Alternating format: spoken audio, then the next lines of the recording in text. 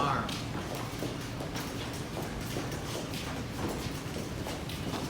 Well, there's one that I'm going to see there in the front.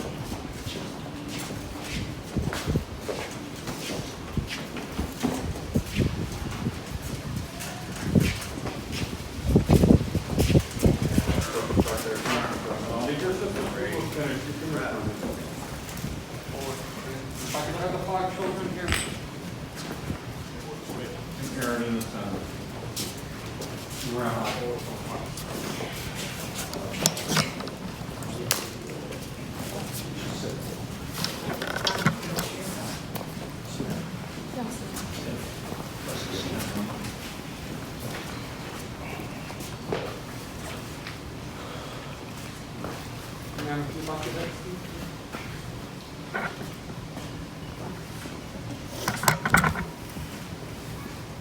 Ladies, gentlemen, on behalf of Abraham Lincoln National Cemetery Director and staff, I would like to extend our most sincere condolences to the loss of your loved one. Folks, in this envelope is some information about the cemetery here. There's also a highlighted map. It designates the final resting place. If at any time you should have any questions, please feel free to contact us. This is a Presidential Memorial Certificate. It's been signed by the President of the United States, honoring your loved one's service and sacrifice for our nation. May God bless you all. I am so very sorry for your loss, folks. And folks, there's a form you can send in. They'll mail additional copies out if you'd like. You're welcome. At this time, the Wilmington VFW Honor Guard and the United States Marine Corps will render military honors. During this, there will be 3 rifle volleys. These rifle volleys are very loud. I would encourage each of you to cover your ears. Out of respect for your loved one, we would like to ask if you would please take a moment and silence all electronic devices. It is okay to photograph or record. We only request that you place them on silent.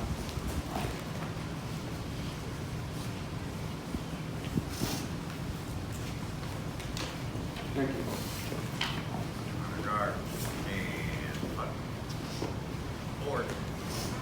Arm.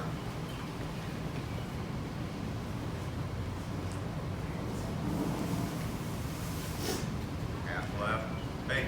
Cover your ears now, folks. Ready. Aim. Fire.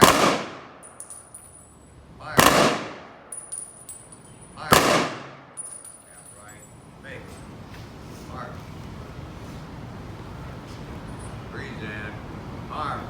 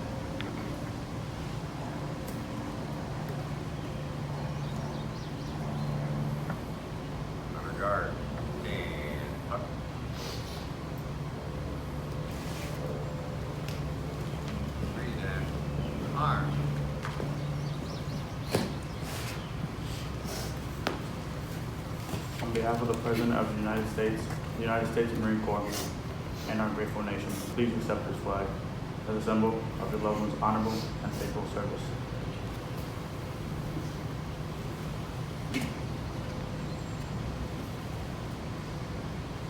Right shoulder, arm, left, leg, long.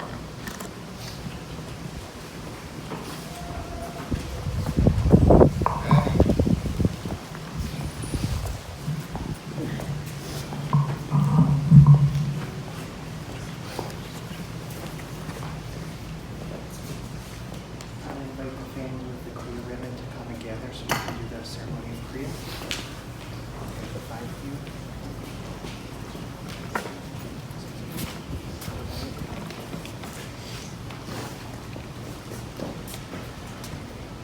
Congratulations. A lot of moments that we do this symbol. This is now the world of the world. You are the water. You brought it to the earth to its final resting place.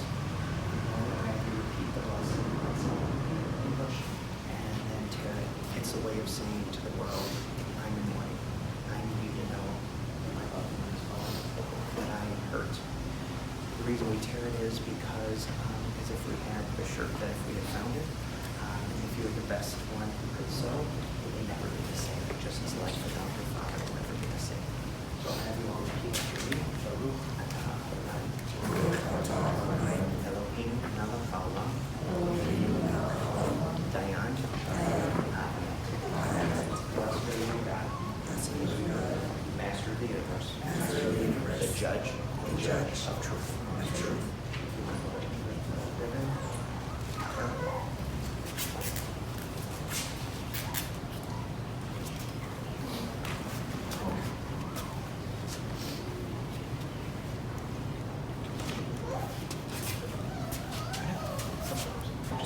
That's fine, it's not supposed to be.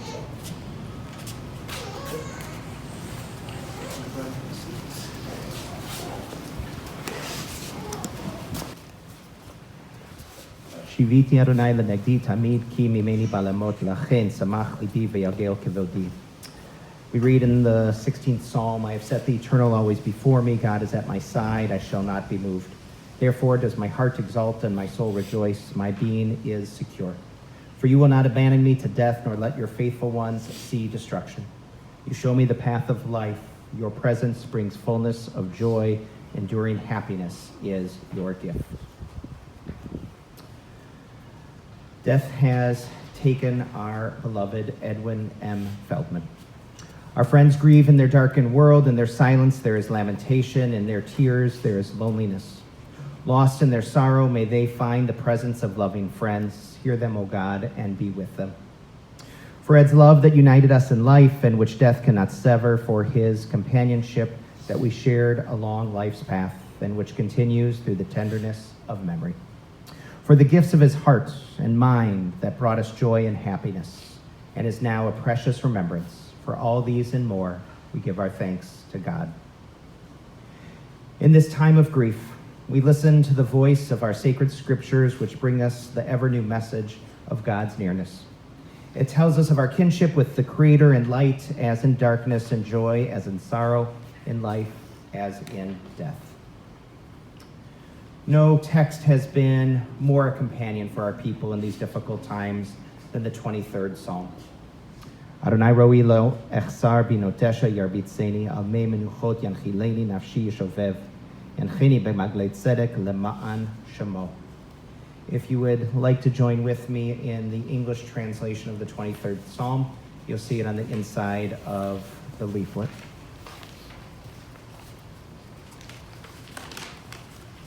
The Lord is my shepherd, I shall not want. He maketh me to lie down in green pastures. He leadeth me beside the still waters. He restoreth my soul. He leadeth me in the paths of righteousness for his name's sake. Yea, though I walk through the valley of the shadow of death, I will fear no evil, for thou art with me. Thy rod and thy staff, they comfort me. Thou preparest a table before me in the presence of mine enemies. Thou anointest my head with oil. My cup runneth over.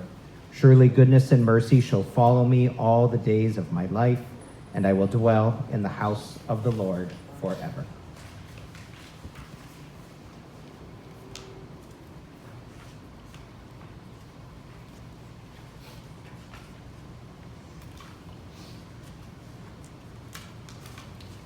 In the rising of the sun and in its going down, we remember them. In the blowing of the wind and in the chill of winter, we remember them. In the opening of buds and in the rebirth of spring, we remember them. In the rustling of leaves and in the beauty of autumn, we remember them. In the beginning of the year and when it ends, we remember them. When we are weary and in need of strength, we remember them.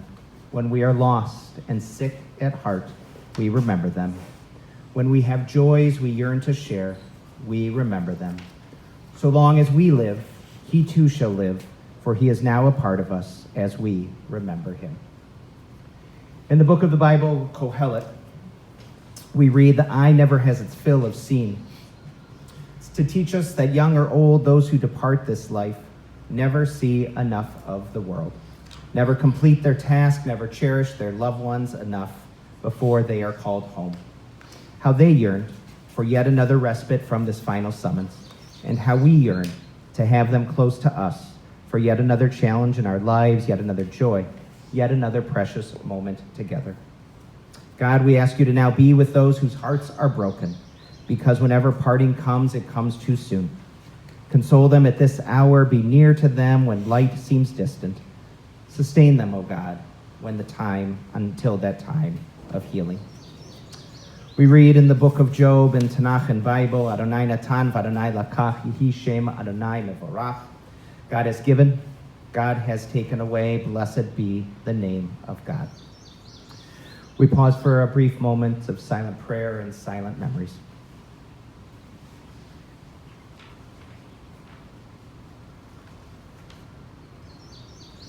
May the words and meditations of your hearts be acceptable in your sight, O God, our strength and our Redeemer. Amen. There's a Jewish tale, a Hasidic tale of Rab Zusia. On his deathbed, he began to worry, and his students and disciples and loved ones tried to comfort him. They asked him, "Why do you weep? You're almost as wise as Moses, you're almost as hospitable as Abraham, and surely heaven will judge you favorably." Zusia answered them, "It's true. When I get to heaven, I won't worry so much if God asks me, 'Zusia, why were you not like Abraham?' or 'Zusia, why were you not like Moses?' I know I would be able to answer these questions. But what will I say when God asks me, 'Zusia, why were you not more like Zusia?'" This Hasidic tale reminds us that every human being has a unique capacity to add to this world. Each of us can bring love and goodness, creativity, thoughtfulness, human warmth. We each have potential to be fully present in this world, fully open to the possibilities of relationships with the other. So the tale begs us to ask the question of Zusia: how shall we be more fully our best selves? Today we gather to bring Edwin M. Feldman to his final resting place. We remember a man who lived like Zusia, always working to be more fully his best self. So today it's fitting that we pause to remember what made Ed the wonderful husband, father, grandfather, and person he was. Today we celebrate his life and how he lived it to the fullest. He lived his life to the fullest with and because of his family. He's the dear brother of David, the late Irene and Marcia, the late Larry, and brother-in-law of Stephen, Larry, Elaine, and Mellanie. His brother David shared with family that one of the two best decisions his brother made was to join the Marines. Ed joined to straighten himself up. His brother said that he saw how this really helped him.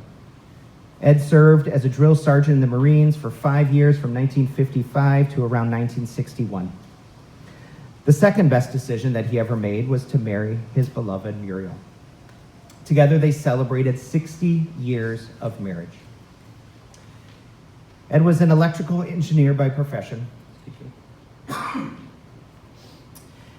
He was one of the engineers who designed the interior of the Gemini spacecraft. His work there on that project is honored in the Smithsonian, where you can read his name as a contributor of this work. In addition to his primary work as an electrical engineer, he always kept a second job, which ranged from things like a gas station attendant, or cutting meat in Walmart. Lots of things in between. He worked hard because it was a means to provide for his family. And his family moved from California to St. Louis to Phoenix to Florida to Chicago. He moved the family for job opportunities. Some of those opportunities were good, some not so good. And even after the kids were grown up, Ed and Muriel kept moving for additional work opportunities. He kept working both in those odd jobs and as an engineer into his 70s. Occasionally, he even dyed his hair to look younger at those jobs. He lived his life to the fullest. He lived his life to the fullest with and because of his family. He was the loving father of Stacey, Jamie, Gary, Marcia, Irene, Pamela, Michael, Mellanie, Leslie, and Greg. You all remember him as being humble, not someone who bragged. Now, perhaps he was opinionated, you shared, or perhaps he was just very secure in himself. Ed was Ed, love him or not, and so many people truly loved him. His life was dedicated to his wife and his kids, and he found a way to make things happen. And together, Edwin and Muriel raised their kids to be close, despite each kid, of course, being unique and different, as all children should be. Together, along with his wife of 60 years, they lived life to the fullest by raising their 5 kids so that their 5 kids could raise their kids of their own. Together, as a couple, they were a rock for their family. His children remember him as showing unconditional love and accepting you all differently. Your dad was always supportive of your choices, no matter what. He set you up for success as adults. He worked his entire life to provide summer camp and education, to provide the basic necessities for his family, and he did go out of his way so that you could go to Phoenix Suns and ASU football games. And he welcomed in his children's spouses as his own. He was a wonderful father-in-law. He was their dad who worked to have close relationships with each of you. And he treated each of you as his own child. He was supportive through everything. He was present physically, emotionally. And you remember him as an amazing man. He told each of you, when you were married to my child, you are my family. You become my child. And of course, he was an adoring grandfather. He was the proud papa of Adam, Brittney, David, Jolin, Joshua, Maya, Alex, Ethan, Jacob, and Cameron, and the cherished great-grandfather of Jack. He was so proud of each of you. He was interested in what was going on with each of you, whether it was school, sports, or bands. He wanted to hear your stories. Even if he was physically far away, he was involved in his grandchildren's lives. He would reach out personally to grandchildren when away at college. He tried to stay in touch all the time. And so today, as we gather to mourn the death of Edwin Feldman, we know that he filled his life with blessings, and we celebrate his unique capacity to add to the world his own love and goodness. We remember with love his ability to be fully present in this world, fully open to the possibilities of relationships with friends and especially family. Today, as we celebrate that, like Zusia, he in the tale, that Edwin Feldman lived his life to always strive to be his best self. Today we honor him, and we are here to celebrate his life. We need to tell the stories which have not yet been told and retell the stories which we already know. We need to learn from him by living fiercely loyal life to family. We need to learn from the way that he lived his life. By doing all of these things, we mirror his best self and becoming better ourselves. By doing all of these things, we honor Ed's life and truly actualize and help his memory become a blessing. Ken Yehi Ratzon, may it be God's will. Amen.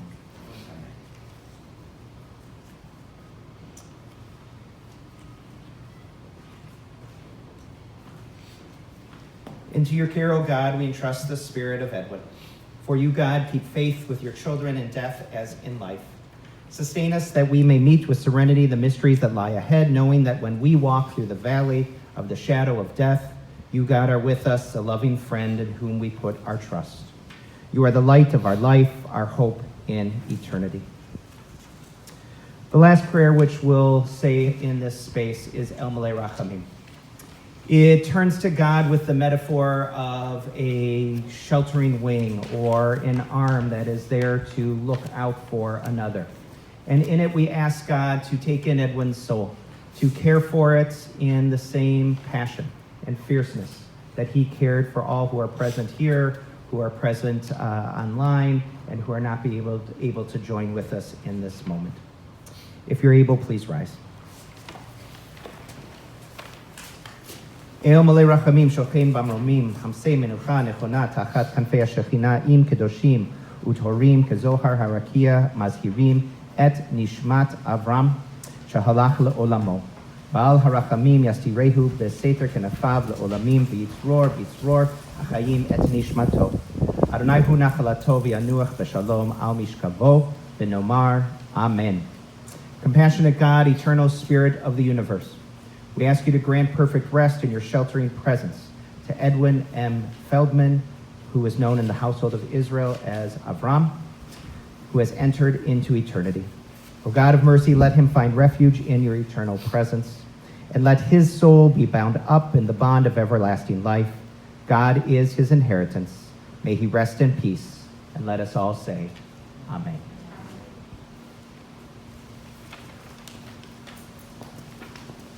Friends, this is going to conclude the services here in the chapel. In just a few moments, we'll get some more instruction as to how to bring the casket out, and then we'll be following out to the grave, and then the children, along with the rabbi, will be permitted, when they give us the signal, to go ahead, move forward, and participate with placing some of the earth into the grave.